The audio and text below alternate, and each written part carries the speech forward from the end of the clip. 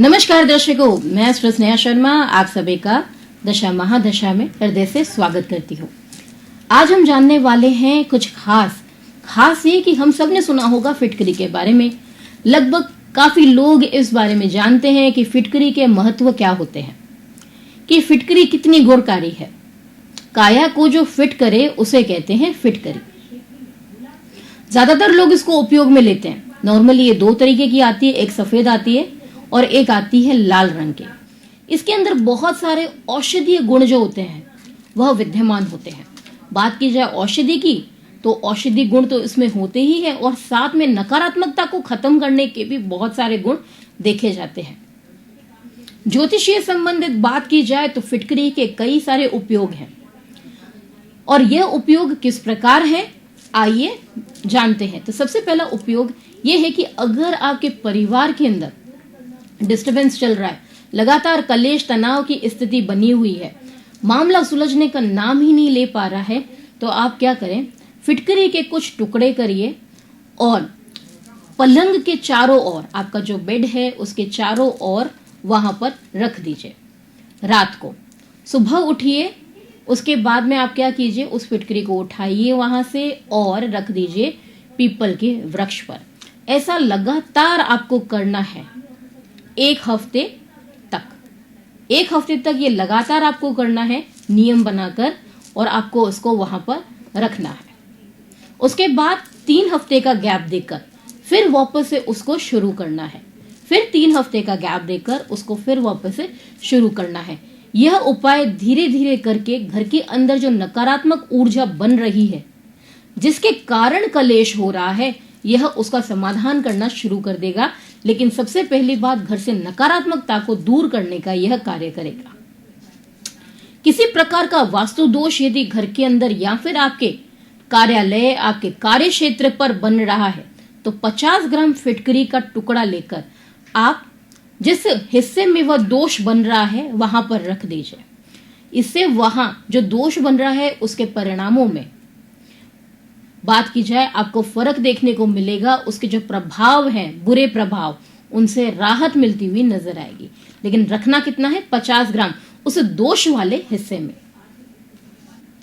लगातार बुरे स्वप्न आ रहे हो, रोज आप डर के उठते हैं, अगर किसी बच्चे की भी समस्या है या फिर किसी बड़े की भी यह समस्या है, नींद में चिल्लाने की भी अगर समस्या है, पता नहीं चलता है नींद में आप चिल्लाकर उठ रहे हैं, बुरे सपनों के कारण उठ रहे हैं, तो करना ये है, आपके बिस्तर के नीचे, आपका जो उसके नीचे यानी गद्दे के नीचे आपको रखनी है फिटकरी, और बेड के चारों कोनों में भी आपको रखनी है फिटकरी। उस कमरे के 4 कोनों में भी डालनी है आपको फिटकरी। तो ऐसे में स्वप्न धीरे धीरे करके आना बंद हो जाएंगे। ये लगातार आपको नियम बना के रखना है, इससे आपके बुरे स्वप्नों से भी आपको मुक्ति मिलेगी। लेकिन ये उपाय जो आप शुरू करेंगे वह किस दिन शुरू करना है, वह करना है आपको मंगलवार या फिर रविवार, दोनों में से किसी एक वार का आप चयन कर लीजिए और उसे आप वहां पर रख दीजिए।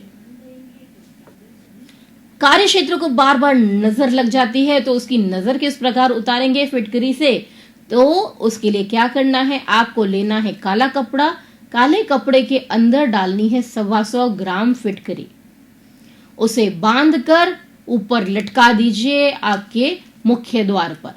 तो ऐसे आपके कार्य क्षेत्र को नजर नहीं लगेगी। वैद्यनाथ ज्योतिर्लिंग, अब तक हम कई सारे ज्योतिर्लिंगों के बारे में जान चुके थे। आज हम चर्चा करने जा रहे हैं, जानने जा रहे हैं कि किस प्रकार प्रादुर्भाव हुआ वैद्यनाथ ज्योतिर्लिंग का, कौन सी कथा है जो प्रचलित है इसके बारे में।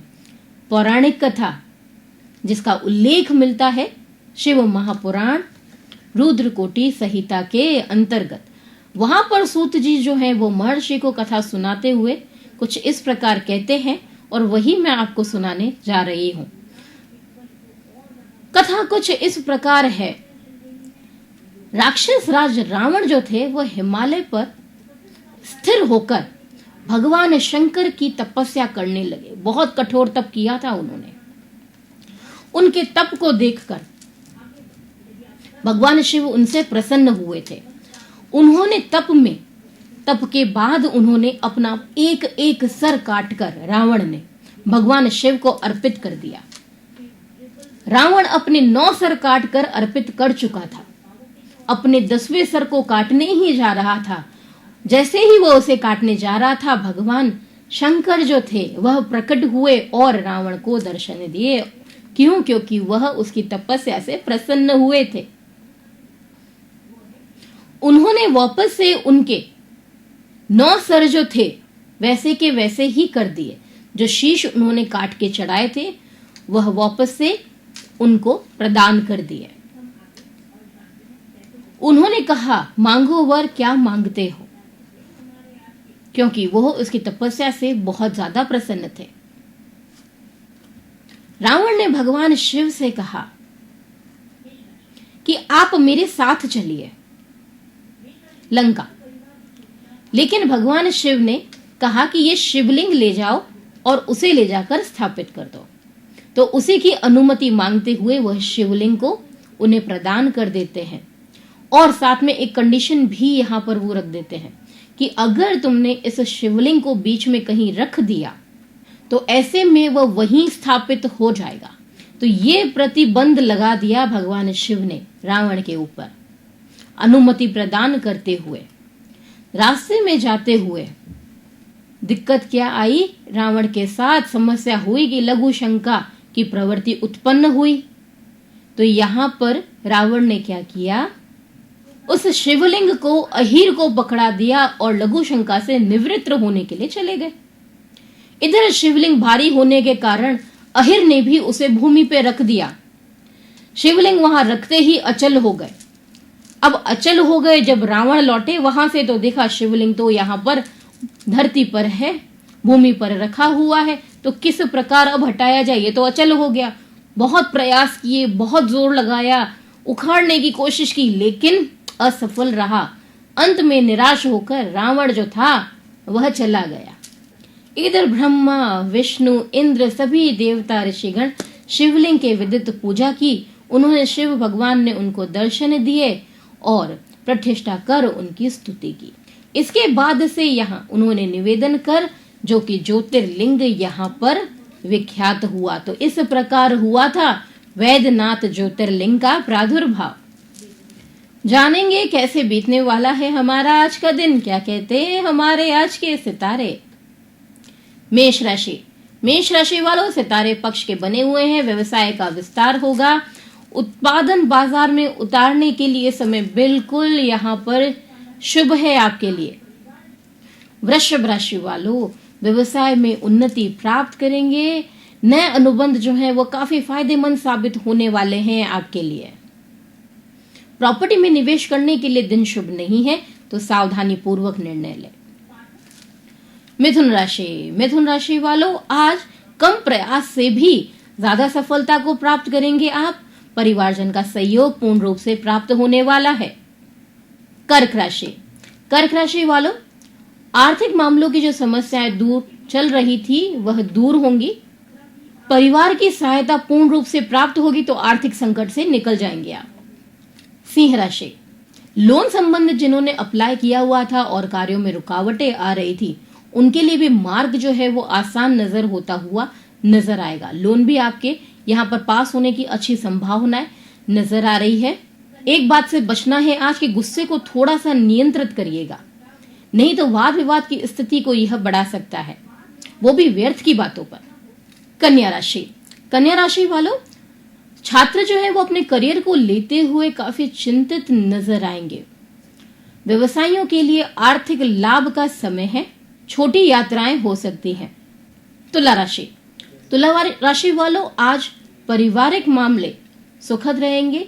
दिन हर्षोल्लास के साथ में व्यतीत हो जाएगा। कार्य क्षेत्र में भी आज दिन जो है वो सामान्य व्यतीत होने वाला है। मित्रों का साथ आज बना रहेगा। वृश्चिक राशि। यात्रा जो है वो फलदायी रहेगी। आर्थिक लाभ प्राप्त होगा। दिन सुखपूर्वक व्यतीत हो जाएगा। दाम्पत्य जीवन में थोड़ी बहुत मतभेदताएं हो सकती हैं आज, लेकिन अपनी सूझबूझ से उसे भी दूर करते हुए मामले को संभाल लेंगे। धनु राशि। धनुराशि वालों, आज कार्यशैली आपकी थोड़ी अलग होने वाली है। नई कार्यशैली के कारण कई सारी समस्याओं को दूर करते हुए राह को आसान करेंगे। मकर राशि वालों, लंबी यात्रा की यहाँ पर योग बन रहे हैं। कानूनन मामलों में भी विजय प्राप्त होने की प्रबल संभावनाएं यहाँ पर बन रही है। संतान के साथ आज मतभेदताएं हो सकती हैं और बात कहा सुनी तक भी जा सकती है। कुंभ राशि वालों, रुका हुआ धन आज प्राप्त होगा। दिनचर्या आज अधिक काम वाली रहेगी, जिस कारण थकान भी आज महसूस होगी। मीन राशि वालों, व्यापार के क्षेत्र में किस्मत आज साथ देने वाली है। नए ऑर्डर आपको प्राप्त होंगे। व्यापारिक दृष्टि से दिन अति उत्तम है। पारिवारिक मामलों में जो समस्याएं चल रही थी उसकी भी आज बात की जाए तो उसके भी रास्ते बनेंगे और जो उलझने थी वह दूर होंगी। परिवार में फिर से प्रेम बन जाएगा। यदि आपके मन में है सवाल ज्योतिष से संबंधित, आप भी जानना चाहते हैं अपने बारे में, तो करना है क्या, लेना है अपॉइंटमेंट। स्क्रीन पे नंबर डिस्प्ले हो रहा है, उस नंबर पे कांटेक्ट करके आप अपॉइंटमेंट ले सकते हैं मिलने का। हमारा पता है MGH रोड, कांग्रेस कार्यालय के पास, दशा महादशा ज्योतिष वास्तु सेवाएं। अब मैं आपसे विदा चाहूंगी। कल फिर मिलेंगे नए टॉपिक के साथ। देखते रहिए दशा महादशा। नमस्कार।